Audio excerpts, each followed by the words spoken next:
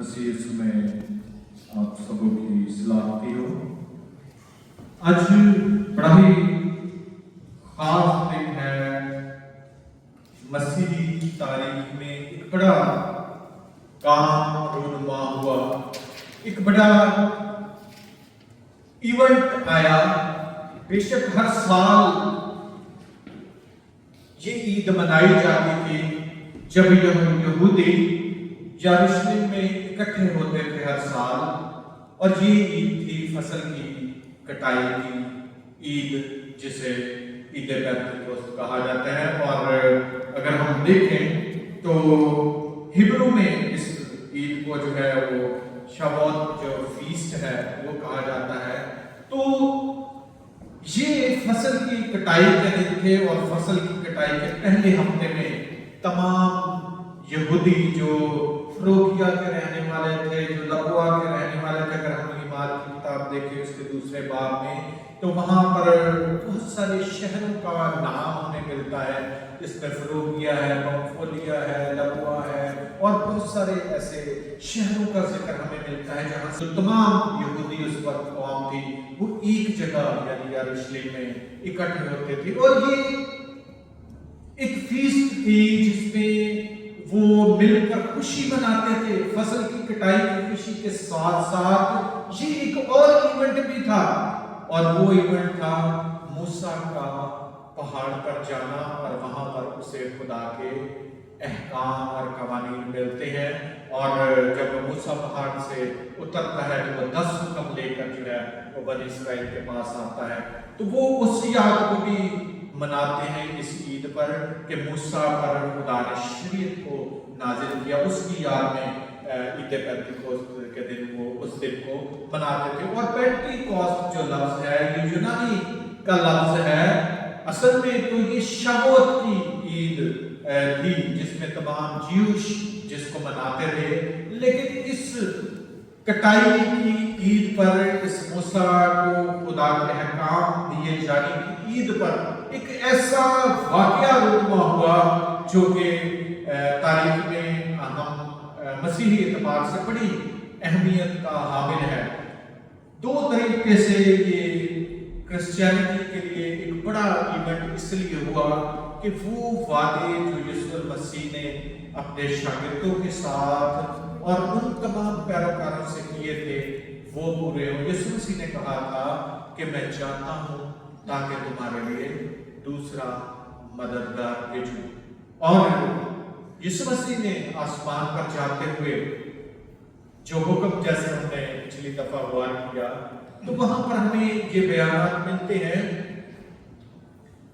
कि यीशु मसीह ने कहा कि तब तक यरूशलेम में ठहरे रहो जब तक कि तुम्हें कुव्वत का लिबास ना मिल जाए। तो इस एतबार से वो सारी बातें जो यीशु मसीह ने कही थी उनका पूरा होना भी जरूर है। आज हम ईमाल के जो पहले बाब है, ईमाल के जो दूसरे बाब में जहां पर रूहुल कुद्स का नज़ूल होता है, जहां पर रूहुल कुद्स बड़ी जोर के साथ जहां पर शागिर्द बैठे हैं, जहां पर खुदा के पैरोकार मौजूद हैं, उन पर नाजिल हुआ है और उन पर गैर ज़ुबानें नाजिल हुई हैं। आज हम इस टेक्स्ट पर गौर नहीं करेंगे। आज हम बात करेंगे रूहुल कुद्स के बारे में, जो कि पुरानी अहदनामा से हमें मिलता है। बात लोग ये कहते हैं कि रूहुल कुद्स नाजिल हुआ जब शागिर्दों की जमात ईमाल की किताब के दूसरे बाब में हम पढ़ते हैं। बाकायदा तौर पर रूहुल कुद्स का जिक्र हमें जो है वो ईमाल की किताब के दूसरे बाब में मिलता है। लेकिन अगर हम ओल्ड टेस्टामेंट में देखें तो खुदा बाप, खुदा बेटा, खुदा पाक जो है वो काम करते हुए थ्रू आउट ओल्ड टेस्टामेंट से नजर आते हैं। अगर हम जो है पैदाइश की किताब खोले तो पैदाइश की किताब के पहले बाब में ही हमें जो है वो वहां पर खुदा की रूह का जिक्र मिलता है। वहां पर हमें जिक्र मिलता है कि खुदा की रूह पानियों पर जुबश करती थी। तो रूहुल कुद्स जो है उसका नज़ूल जो है वो सिर्फ ईमाल की किताब के दूसरे बाब में नहीं देखते, बल्कि हम आज और ही ओल्ड टेस्टामेंट पर करेंगे जहां पर खुदा का पाक लोगों में काम कर جہاں پر خدا کے پاک روح کے بیانات ہمیں ملتے ہیں، جہاں پر خدا کا پاک روح جو ہے وہ کثرت کے ساتھ لوگوں کی زندگیوں میں کام کرتا نظر آتا ہے۔ تو جیسے میں نے کہا کہ خدا کی روح پانیوں پر جنبش کرتی تھی، تو ہم یہ دیکھتے ہیں کہ روح القدس کے لیے جو عبرانی لفظ استعمال ہوتا ہے، جو ہبرو میں ہمیں ورڈ ملتا ہے، وہ ہے روح۔ جیسے ہم اردو میں روح کہتے ہیں، تو عبرانی میں بھی اس کا مطلب ہے اسپرٹ، ونڈ، اور جو بریتھ کے ہیں۔ جو لفظ روح ہے اس کے 3 مطلب نکلتے ہیں، جو بریتھ کے ہیں، اسپرٹ کے ہیں اور ونڈ کے ہیں۔ اور یہی چیز ہم دیکھیں کہ مال کی کتاب میں جب روح القدس نازل ہوا ہے تو کیا ہوا ہے کہ انہیں آگ کے شعلہ کی سی پھٹتی ہوئی زبانیں دکھائی دی اور سب پر ٹھہر گئی۔ اور پھر ہم دیکھتے ہیں کہ روح القدس جو ہے وہ خدا کی پرسنل ایکٹیو پریزنس ہے۔ یہ خدا کی جو ہے انرجی آف گاڈ ہمسیلف ہے، جسے ہم کہہ سکتے ہیں کہ یہ ایک ایسی قوت اور طاقت ہے جو خدا کی اپنی ہے۔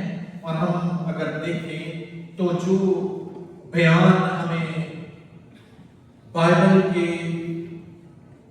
پہلے باب کی 2 آیت میں ملتا ہے کہ خدا کی روح پانیوں پر جنبش کرتی تھی، ہوورنگ، وہاں پر انگلش ورڈ جو ہے ہوورنگ استعمال ہوا ہے، جس کا مطلب ہے کہ تھرتھراتی تھی، اس پر جنبش کرتی تھی، اس پر جو ہے وہ چلتی پھرتی تھی، پھٹپھٹاتی تھی، جس کے معنی اگر ہم دیکھیں تو یہ نکلتے ہیں۔ تو خدا کی روح پانیوں پر کیا کرتی تھی؟ خدا کی روح پانیوں پر تخلیق کا پلان بنا رہی تھی۔ خدا کی روح اس پانی میں زندگی ڈالنے والی تھی، زندگی بخشنے والی تھی۔ جس طرح سے روح کا مطلب ہے کہ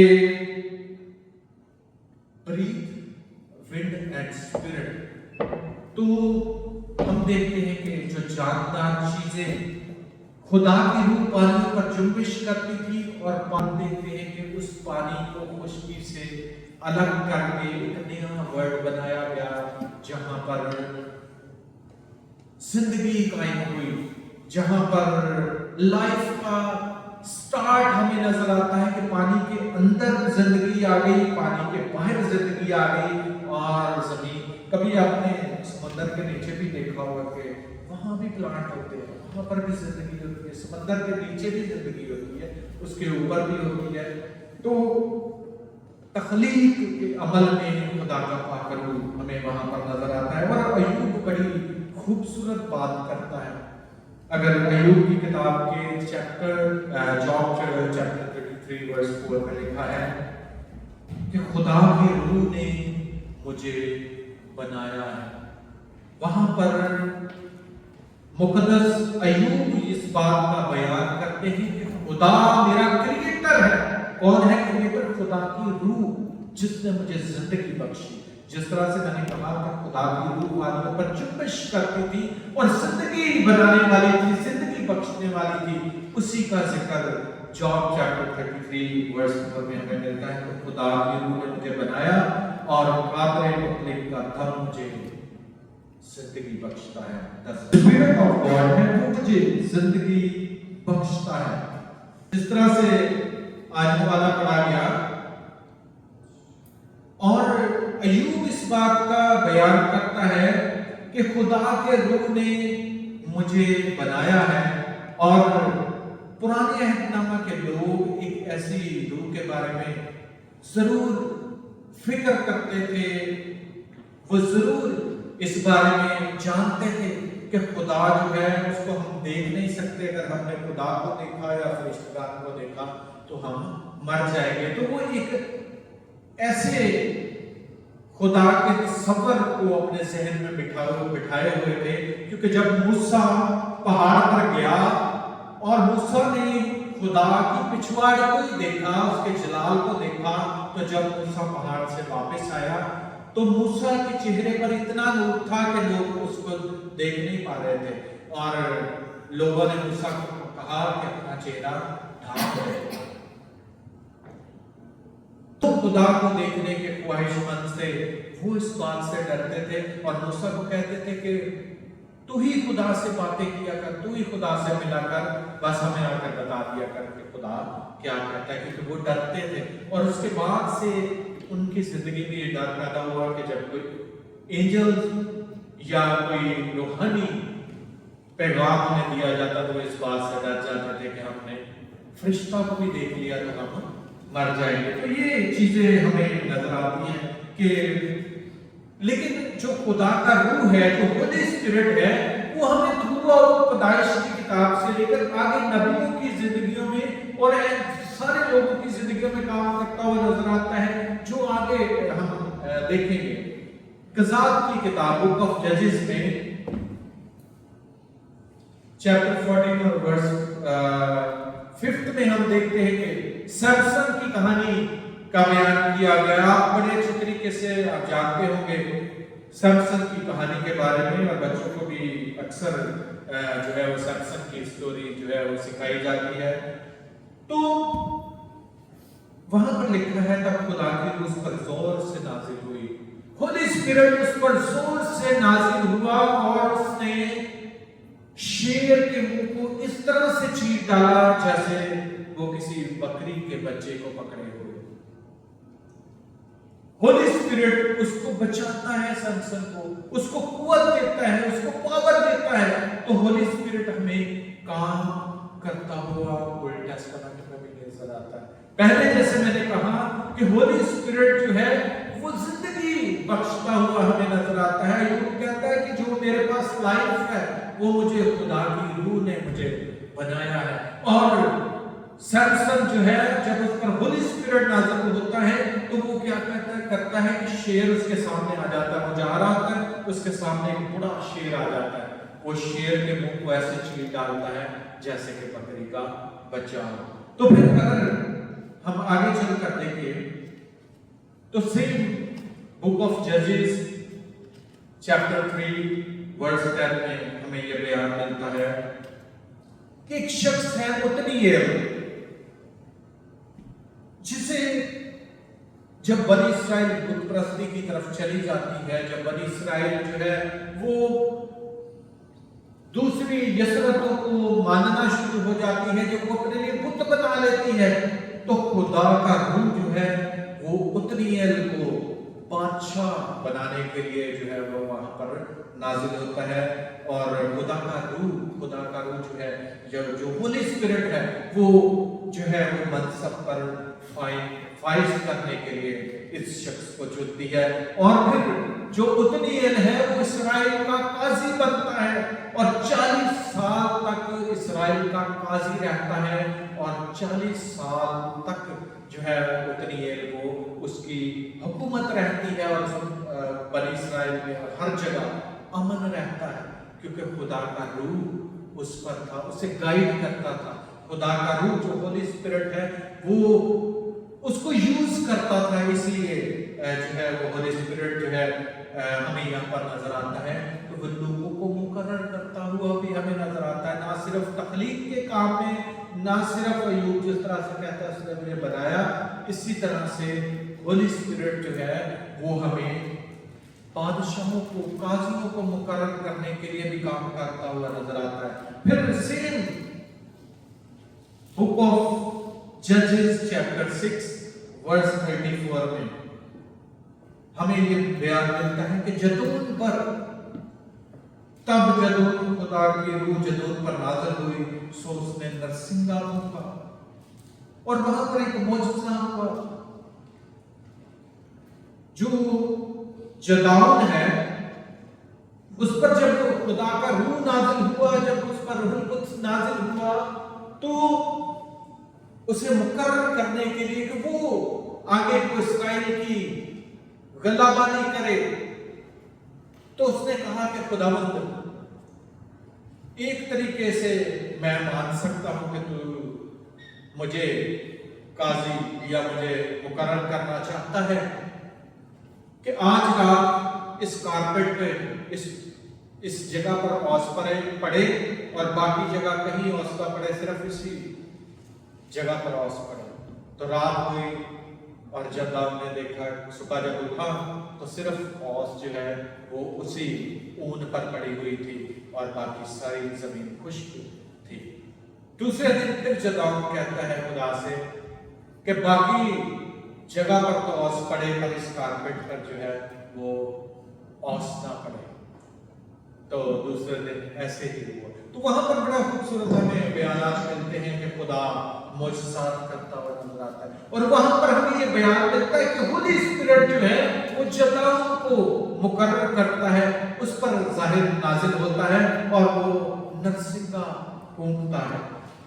और फिर दाऊद नबी ये कहते हैं, अगर हम 2 सैमुएल चैप्टर 23 और वर्स 2 देखें, 2 सैमुएल 23 बाब और उसकी दूसरी आयत में दाऊद ये कहता है, खुदा की रूह ने मेरी मार्फत कलाम किया।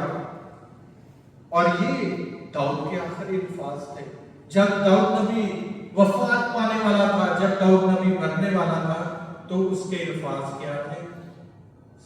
2 सैमुएल की किताब में हमें दाऊद नबी के अल्फाज मिलते हैं, खुदा की रूह ने मेरी मार्फत कलाम किया, खुदा की रूह ने मुझसे बुलवाया, खुदा की रूह ने जो कुछ बुलवाना चाहता था उसका सुखन मेरी जुबान पर था और मुझसे बुलवाया। मेरी जुबान का जिम्मा, अगर हम दाऊद के सबूर पढ़ें, दाऊद की राइटिंग्स देखें, तो वो ईमान में बड़ा ही पुख्ता शख्स हमें नजर आता है और उसके सबूर गा गा कर हम रूहानी तरक्की हासिल करते हैं। तो दाऊद नबी कहता है कि खुदावंद ने मेरे मुंह में अल्फाज डाले हैं, जो मैंने लिखे हैं, जो मैंने बताए हैं, जो मैंने तुमको कहे हैं, ये मेरी तरफ से नहीं बल्कि ये अल्फाज होली स्पिरिट ने मुझे दिए हैं। खुदा की रूह, और जहां पर भी लफ्ज़ ट्रांसलेशन में खुदा की रूह इस्तेमाल हुआ है, वहां पर वर्ड न्यूमा इस्तेमाल हुआ या होली स्पिरिट। हिजकिय्याह की किताब में देखें, उसका 2 बाब और उसकी पहली और दूसरी आयत, तो बड़ा ही खूबसूरत बयान मिलता है। मैं आपके सामने जरूर ये पढ़ना चाहूंगा। हिजकिय्याह की किताब चैप्टर 2 वर्स 1 और 2। और देखते ही मैं ऊंधे मुंह गिरा और मैंने एक आवाज सुनी जैसे कोई बातें करता है, और उसने मुझसे कहा, ऐ आदमजाद, अपने पांव पर खड़ा हो कि मैं तुझसे बातें करूं। जब उसने मुझसे यूं कहा तो रूह मुझ में दाखिल हुई और मुझे पांव पर खड़ा किया। तब मैंने उसकी सुनी जो मुझसे बातें करता था, क्योंकि उसने मुझसे कहा, ऐ आदमजाद, मैं तुझे बनी इस्राएल के पास, यानी उस बागी कौम के पास जिसने मुझसे बगावत की, भेजता हूँ, और उनके बाप दादा आज के दिन तक मेरे गुनाहगार होते आए हैं, क्योंकि जिनके पास मैं तुझको भेजता हूँ वो सख्त दिल और बेहया फर्जंद है। तो उनसे कहना, खुदा क्यों फरमाता है, बस हुआ वो सुने या ना सुने, क्योंकि वो तो सरकश खानदान है। तो भी इतना तो होगा कि वो जानेंगे कि मैं उनमें एक नबी हुआ। तो यहां पर खुदा की रूह जो है वो हिजकिय्याह के अंदर दाखिल हो जाती है। यहां पर वर्स 2 में ये हमें बयान मिलता है, जब उसने मुझे यूं कहा तो रूह मुझ में दाखिल हो गई। तो यहां पर हमें ये बयान मिलता है कि खुदा का रूह जो है वो इंसानी जिस्म के अंदर सराय करने की कुव्वत रखता है। और फिर अगर हम खरूज की किताब 31वां बाब और उसकी पहली 5 आयत देखें तो पहली बार ऐसा हुआ कि खुदा का रूह जो है, जो होली स्पिरिट है, वो किसी नबी पर नहीं, किसी पैगंबर पर नहीं, किसी काजी पर नहीं, किसी बादशाह पर नहीं और किसी नबी पर जाहिर नहीं हुआ, बल्कि खुदा का रूह जो है वो एक आर्टिस्ट पर जाहिर हुआ। एक आर्टिस्ट जो क्राफ्टमैन था, जो दस्तकार था, ताकि वो डिजाइन बनाए, वो महारत और हिकमत और सहानत पाए। अगर हम देखें तो बड़ी खूबसूरत इस पर हम बात करना चाहें तो एक पूरा सरमन है कि खुदा का रूह जो है वो ऐसी बरकतें भी देता है, किसी को आर्ट की बरकतें देता है। और यहाँ पर हम देखते हैं कि इस शख्स को डिजाइन बनाने की, आर्ट बनाने की जो है वो खूबसूरती खुदा ने अता की, ताकि वो हैकल के लिए खूबसूरत तराशे, जो सोना है उसको तराश कर खूबसूरत चीजें बनाए, लकड़ी को खोद खोद कर अच्छी चीजें बनाए।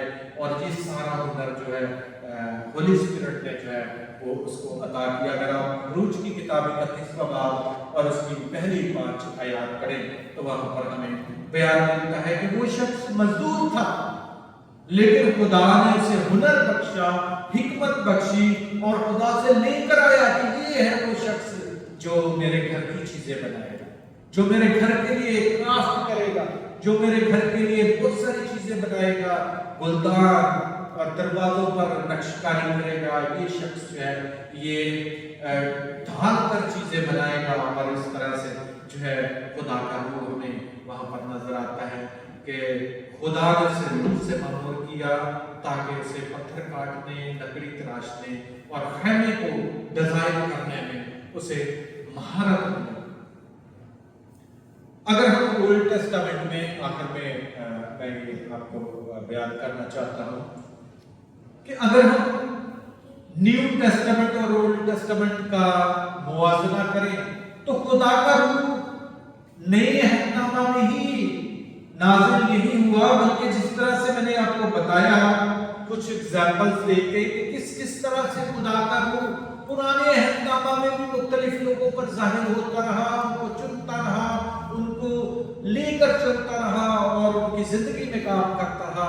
इसी तरह से नए अहदनामा में हम देखते हैं बाकायदा तौर पर वो सारी चीजें जो यीशु मसीह ने कही थी उनका पूरा होना जरूर था, ताकि यीशु मसीह ने जिस तरह से कहा कि मैं जाता हूं ताकि तुम्हारे लिए दूसरा मददगार भेजूं, और वो दूसरा मददगार हमें ईमान की किताब में बाकायदा तौर पर जो है यीशु मसीह के आसमान पर उठाए जाने के बाद जो ईद पेंटिकोस्ट है वो तकरीबन 50 डेज के बाद आती है। और ग्रीक में पेंटी का मतलब 5 है, पेंटिकोस्ट का यानी 50 डेज यीशु मसीह की सलीब से लेकर 50 दिन को गिना जाता है, इसलिए इसे पेंटिकोस्ट भी कहा जाता है।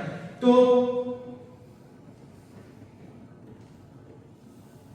जिस तरह से पुराने अहदनामा में ये अचानक से नाजिल नहीं हुआ कि हमें मालूम किताब में देख लें कि रूहुल कुद्स जो है वो नाजिल हो गया, ये पुराने अहदनामा से खुदा अपने लोगों में काम करता हुआ हमें नजर आता है। खुदा बाप, खुदा बेटा, खुदा पाक रूह अज़ल से काम करते हुए हमें नजर आते हैं। और हिजकिय्याह की किताब में से जो आज हवाला पढ़ा गया उसमें लिखा है कि मैं हर फर्द पर अपनी रूह नाजिल करूंगा, हर एक शख्स पर। ये पेशन गोई थी और हम देखते हैं कि पेशन गोइयां पूरी हुई।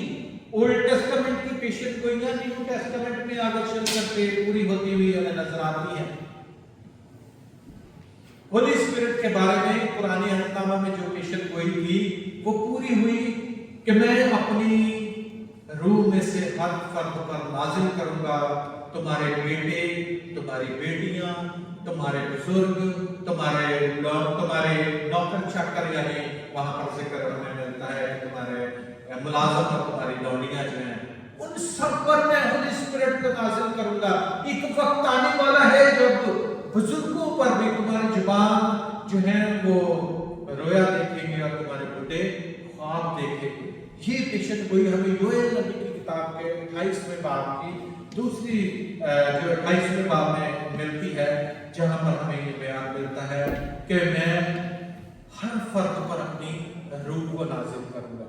ओल्ड टेस्टामेंट में अगर हम देखें तो खुदा की रूह जो होली स्पिरिट है वो कुछ लोगों पर काम करता हुआ नजर आता है, खुदा के खास चुने हुए लोगों को पर नाज़िल होता हुआ नजर आता है। लेकिन जो पेशन हुई ओल्ड टेस्टामेंट में हुई थी कि मैं अपनी रूह में से हर फर्द पर नाजिल करूंगा, वो पेशन गोई हमें ईमाल की किताब के चैप्टर 2 में नजर आती है, जहां पर खुदा का रूह जो है वो खुदा यीशु के शागिर्दों पर और जो जितनी जमात वहां पर मौजूद थी उन पर नाजिल होता हुआ नजर आता है। और उसके बाद हम देखते हैं कि होली स्पिरिट कितनी कसरत के साथ कलीसिया में काम करता हुआ नजर आता है। आखिर में हिजकिय्याह 36वां बाब और उसकी 26वीं आयत पढ़ना चाहूंगा, जो कि एक पेशन गोई थी नए अहदनामा के बारे में, रूहुल कुद्स के बारे में, खुदा के पाक हुक्म के बारे में।